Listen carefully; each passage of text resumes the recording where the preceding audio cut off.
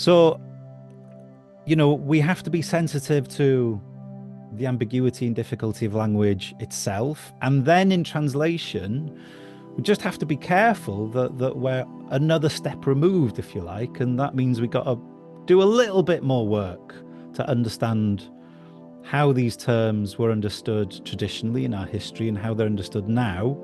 And also, in that translation, there are different people responsible for that translation. So, Awen is a perfect example. We've got Awen as the Welsh term and its history in the Welsh language. We've got Awen as then being translated in Wales for people like you and me who are Welsh, and this is what it means for us.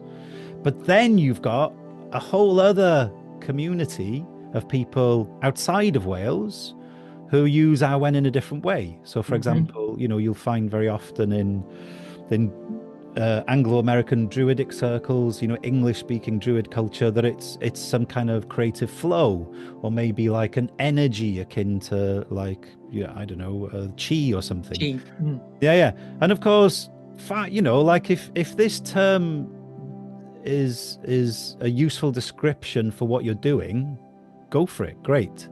But we've just got to be careful that that's not necessarily an accurate reflection of what's going on in Welsh culture, in the tradition as we know it as Welsh people. So that in a nutshell is the issue, if you like. That's the scope of what we're dealing with. And it's not just Awen. It happens with the stories, with myths, with poetry, with symbols, with mythic figures. All of it is translated in different ways.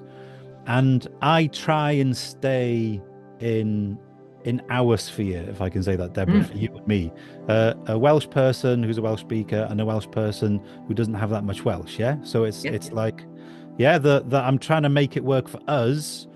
And I try not to get too involved with what goes on in the broader Anglo-American world